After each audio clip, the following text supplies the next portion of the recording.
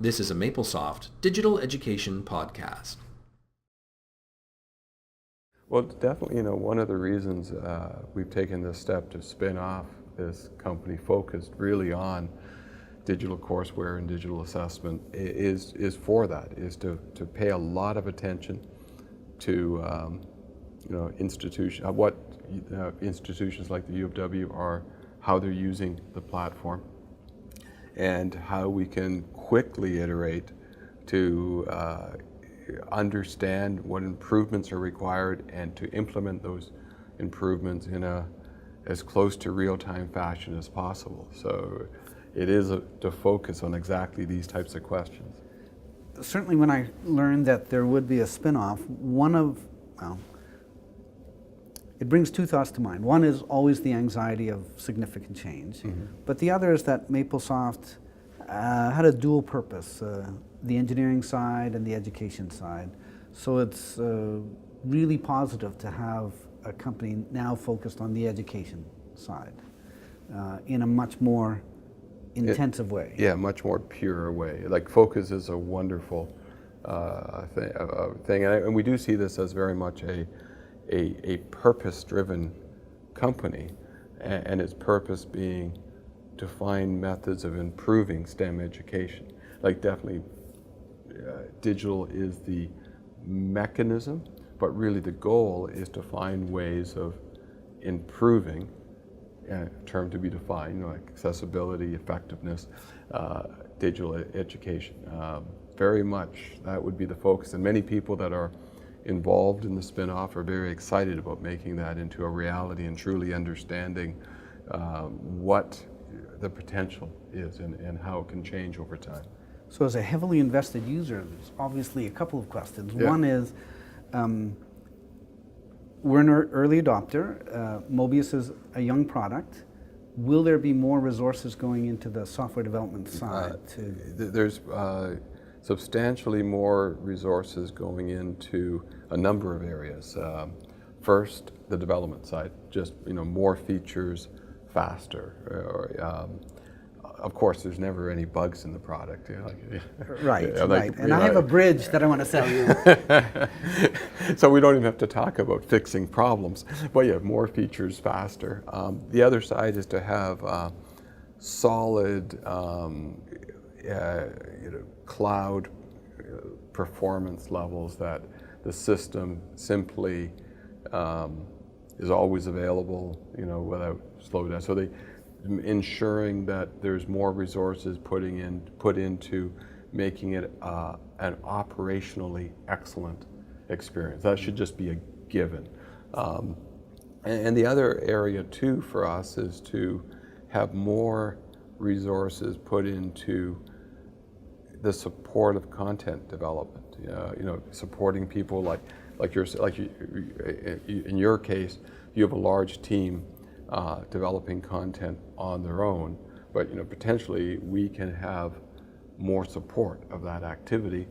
We do see ourselves developing open educational resources, materials for more content on the platform. We're a big believer in at least the popular side of free educational resources, and to put them on the platform and then to measure the effectiveness of many of these pieces of content. So three big areas for us would be more development, faster, more features, better operational excellence, and more content development and more support of people who are developing content. So a couple of follow-on questions. Why now? Why not a year ago? Why not a year from now or 5 years from now when the product's more mature? Why now? It's a good question, and there's probably no precise answer. It's more of an analog question.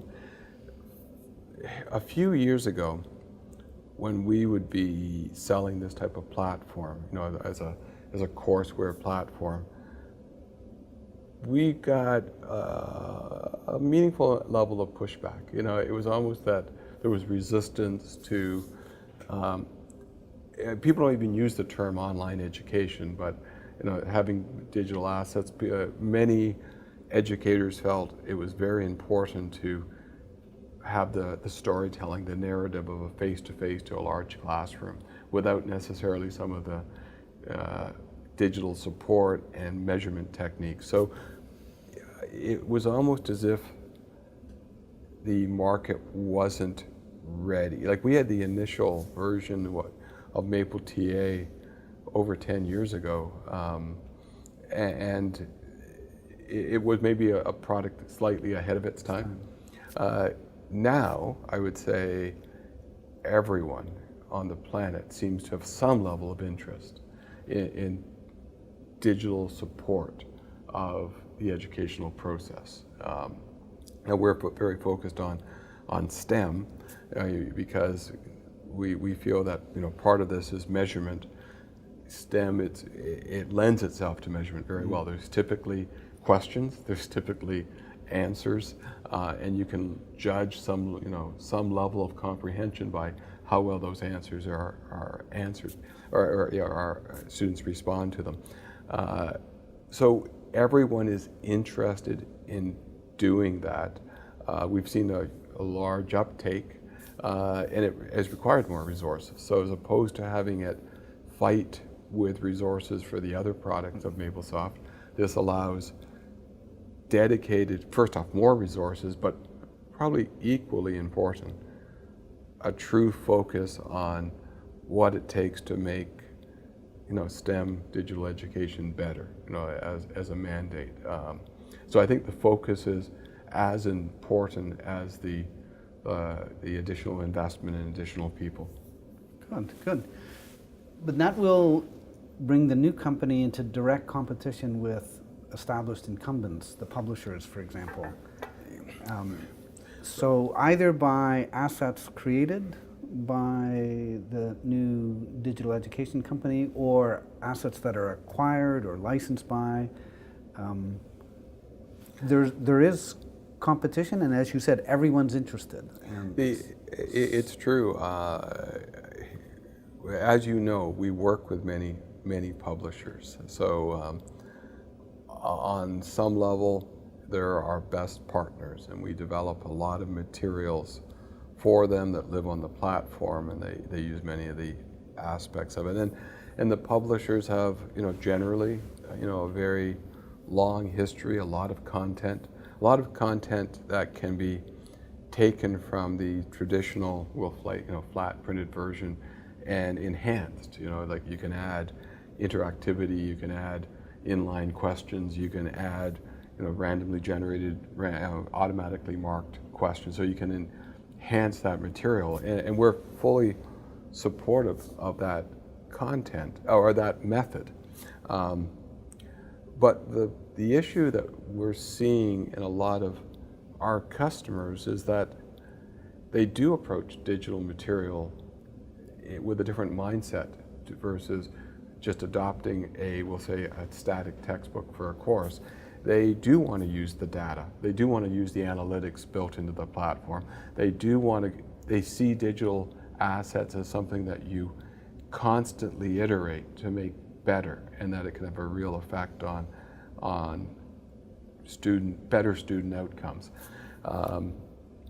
It's a different model. I mean, and I think different institutions will be different. Some will just want to adopt someone else's content and use it, and they maybe can use some of the measurement abilities of the platform to judge, you know, what they buy and what's better than the other. Other institutions will probably lead, you know, improving the effectiveness of education by truly embracing the digital content, but by embracing it, and it will, like, it's not just a matter of creating it once and sitting it there. I think it has to be a much more dynamic environment where they're looking at the data, looking at the analytics that it's generating, and constantly looking for ways that it can improve. I think those institutions, such as the U of W, are the ones that will, you know, change the face of education, really make major inroads into improving the effectiveness and the accessibility of math or STEM-based education. But those are two very different clients. Very different. Yeah.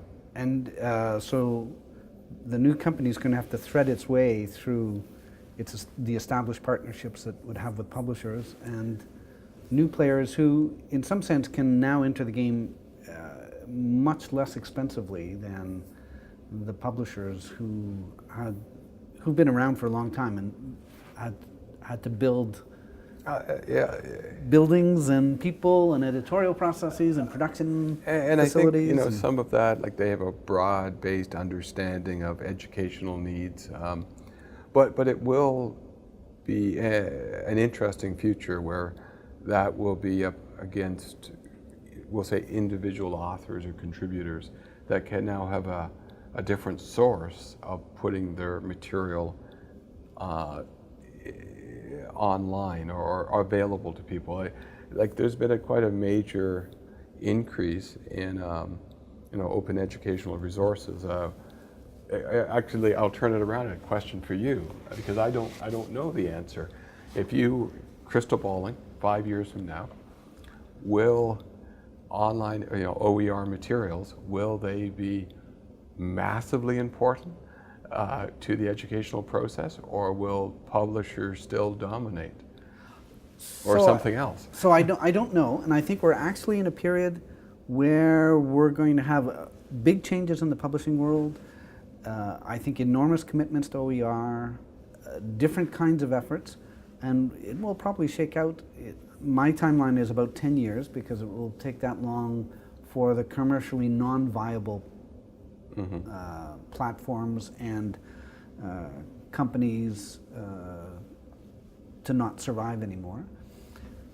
Right now, lots of digital assets are created under what I call the heroic model. One individual invests his life and his family's life and puts in an extraordinary number of hours and dedication to build these assets, but that's just not sustainable in the long term. But isn't that the model that even in the 20 years ago, 10 years ago, like publishing a textbook, a full comprehensive textbook, was kind of that level of commitment?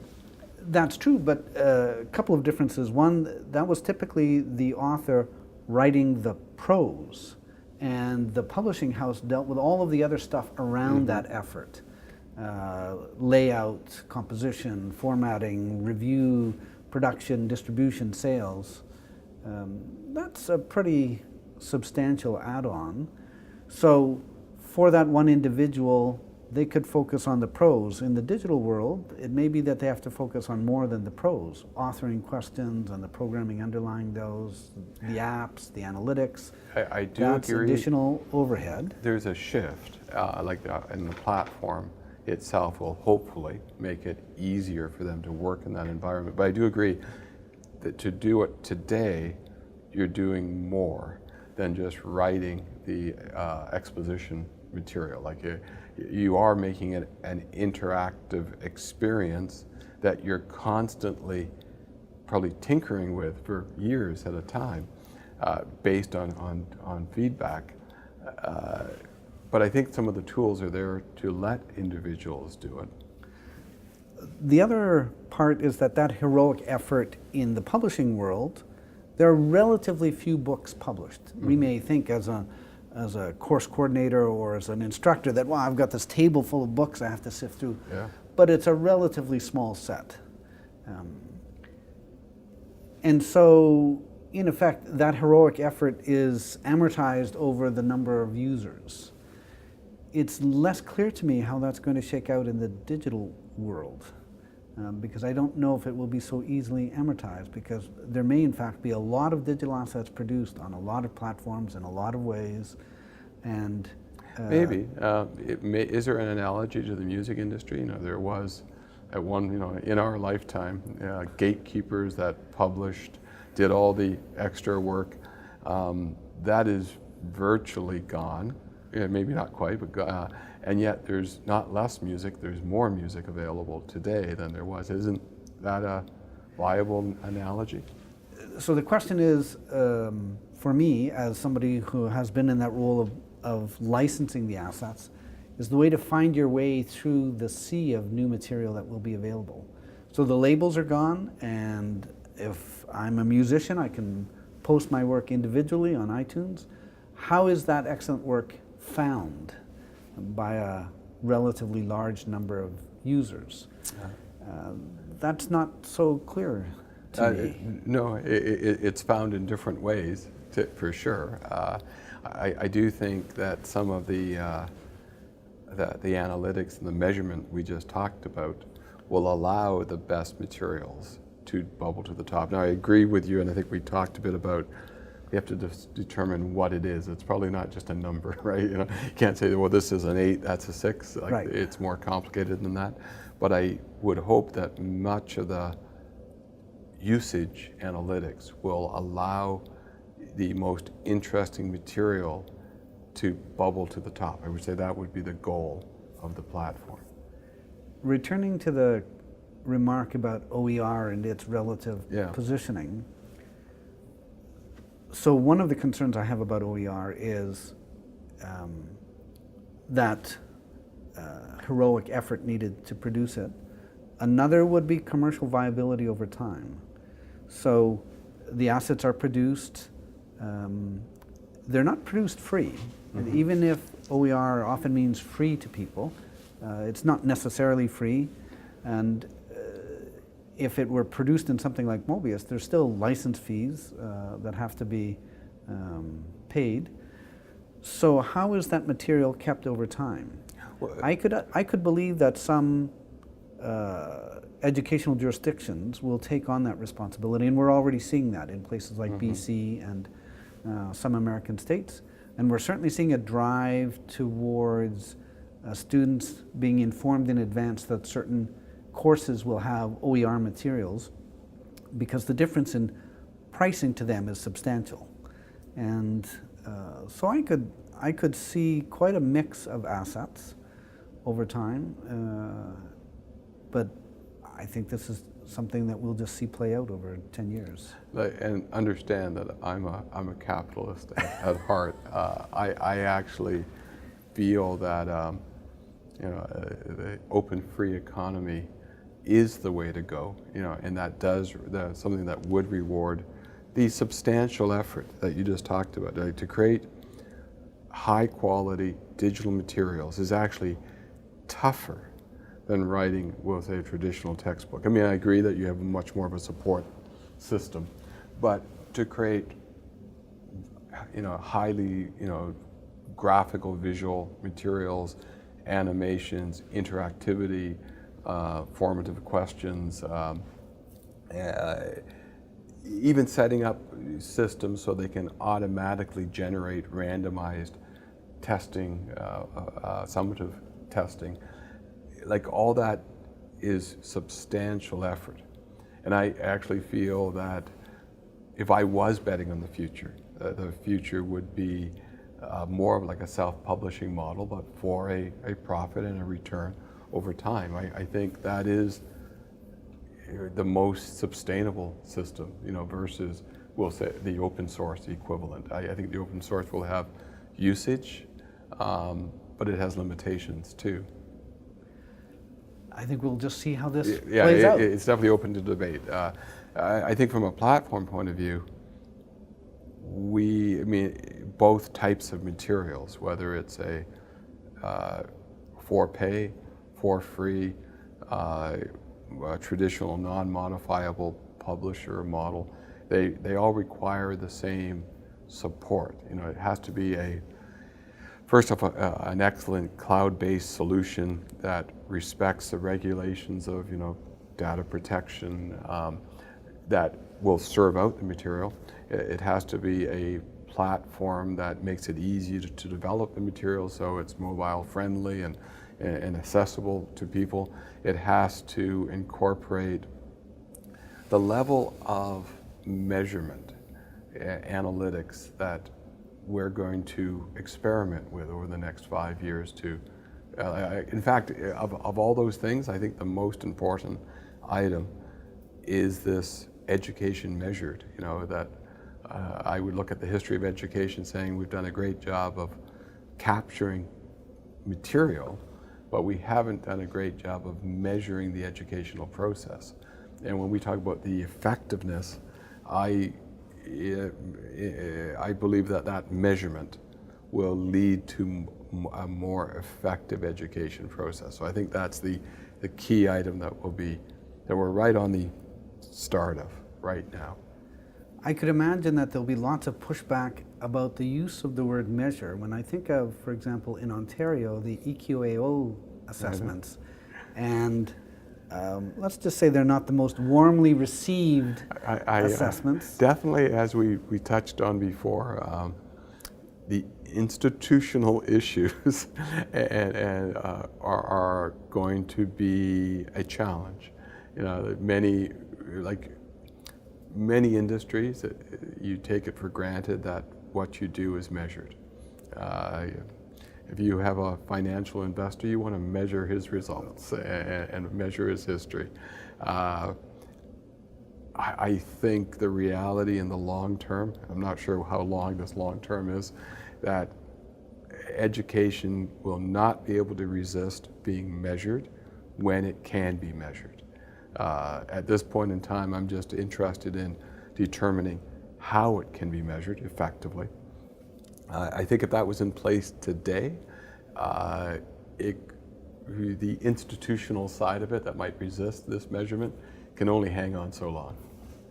That also we'll have to see how that plays out. Yeah. I have to agree that I think we need to pay a lot more attention to measuring what the learner actually learns. Yeah. Because society, the taxpayer, parents, the students, the system are investing colossal financial resources and human resources in education. We should at least ask the question, is it working? What are we getting for our money? How do we make it better?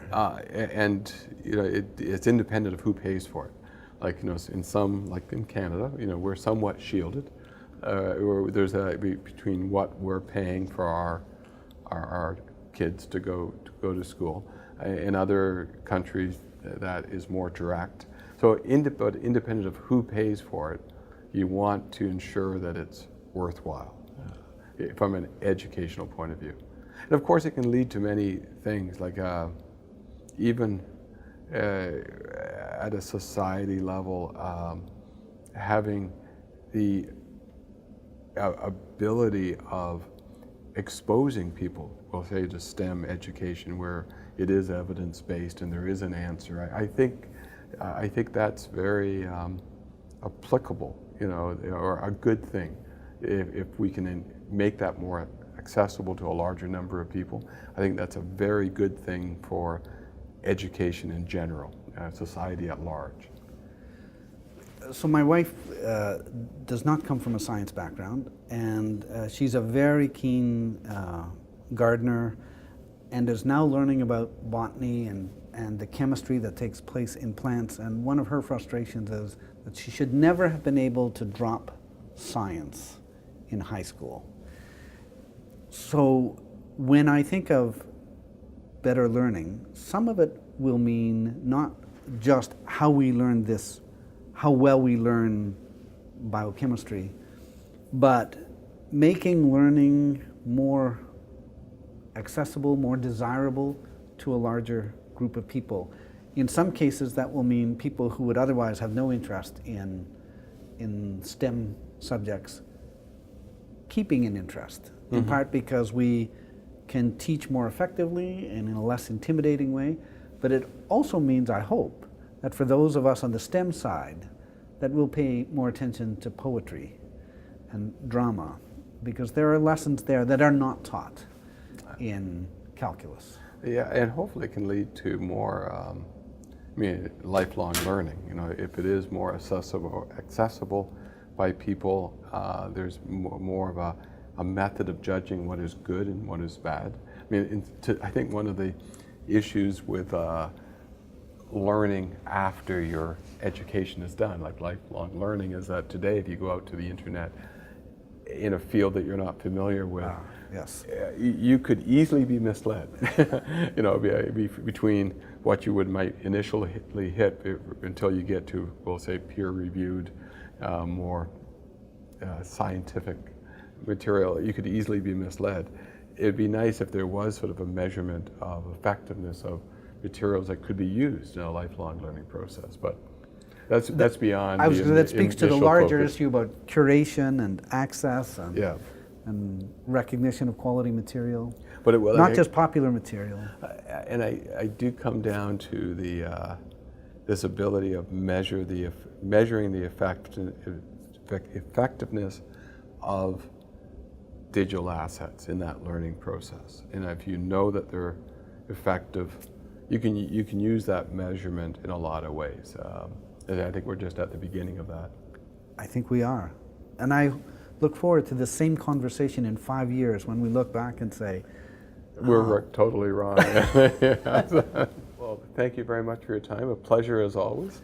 indeed, looking forward to the next one. Very good. Take care.